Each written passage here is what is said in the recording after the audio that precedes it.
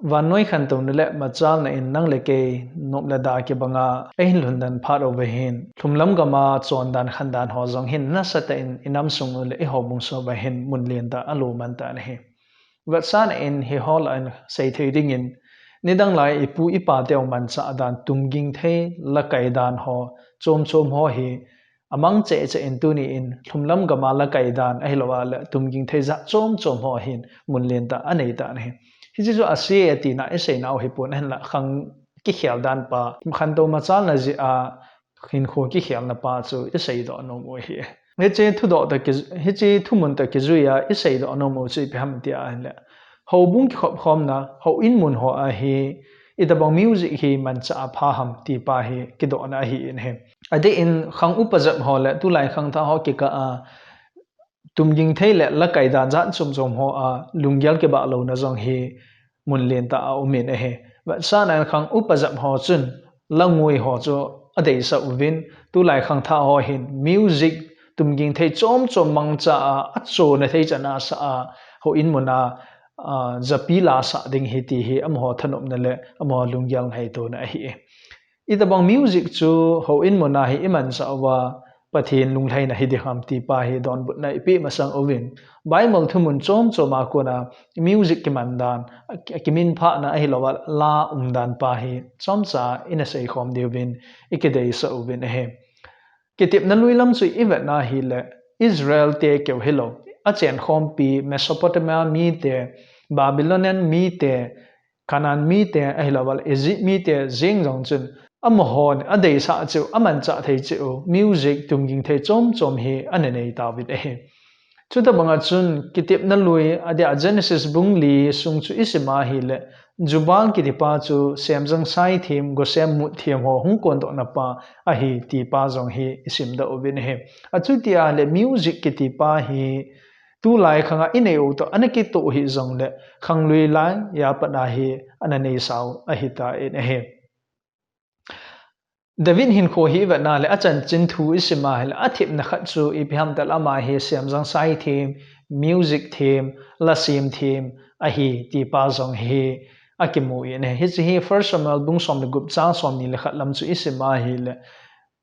ki che ta mu do the hi het thei khat ta chu ipham ta la so leng pa thagaw gi lovin a hin kho awop lai a chun ama hen semjang asai in a hi le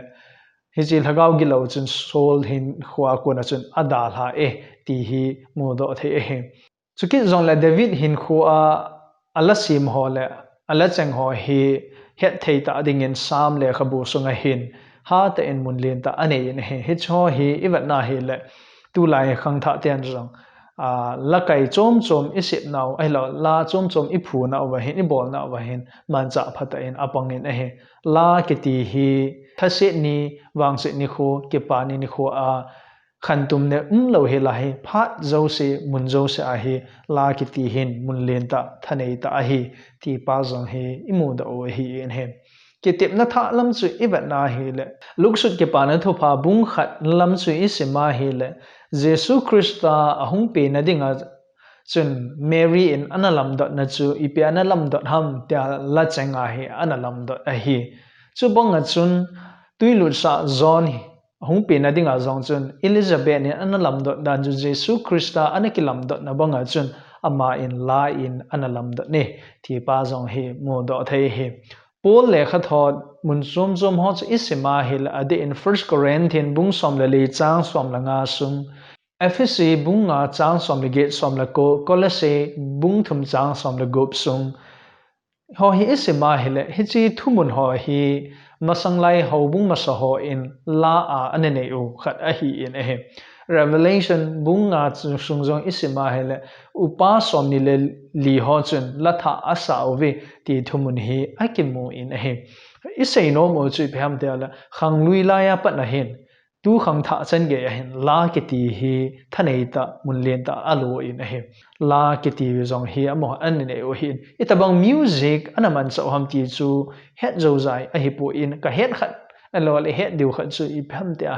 tu lai imanu keyboard guitar drum ai lo zat chom ho hi tu lai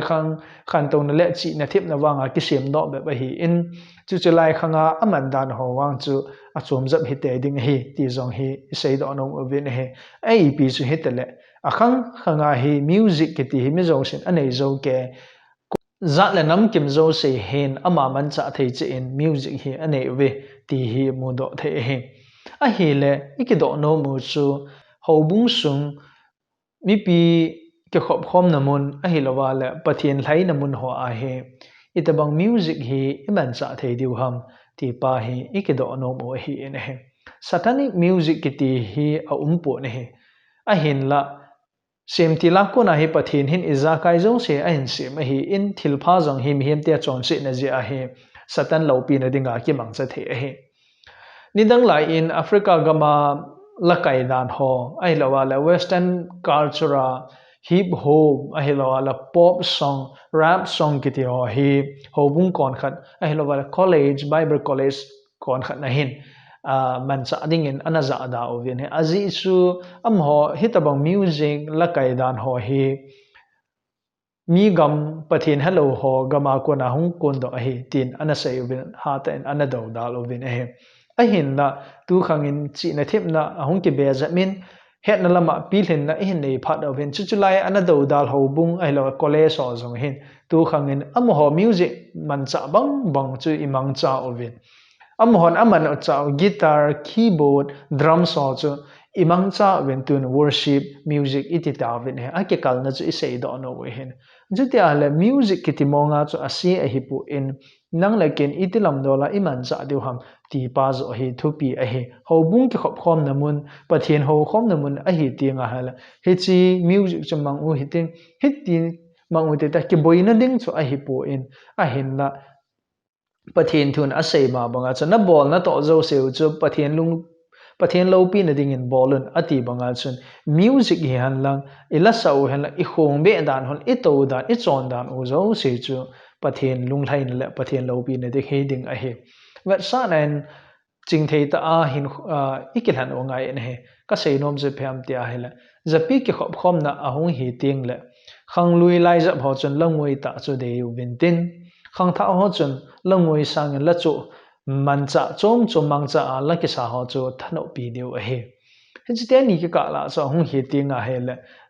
khang lui lai upo ho ki khop khom na khang upa za ho ki khop khom na muna chun action la ki sa han lang ki lam han lang hil am ho ade a chu pathian ho na chu focus lo ding a he pathian ho khoma lunglu ta pathian ho ta sanga chu alungwa su no pha be ding thasi nan alo ding a he a hin la khang lai ho ki khop khom na chu langoi jeju ki mo sa lang heong chu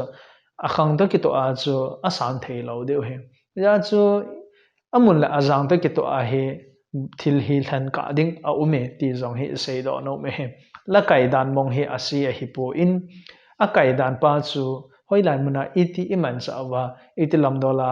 ipui liu ham ti pa chu thupi he chuna bana la kai chu ngai ta hi han lang la chu angai ngai yong la ala chang ki ji dan pa jong hi ha ta a holgil na inei deu inom mo bit he aji chu tu lai la ki sim ho hi angaya ngai thei bible thu to ki kal jong the he ya chu I bible ta san ki bul phu na hlum pi I ta san ho to hin la chang chu ki zui mo hinam ki to hinam ai lawal ki kal ham ti ho he ha ta holgil na inei ba pathian lo pi na dinga iman ja diu ti pa zo hi sei do no mu ne la ki ti music ki ti hi ama chama se hi po in chon se nang la ken itilam dol iman so ham ti pa zo hi sei do no mu he nang la ke ba music hi man cha thei chan iman cha wa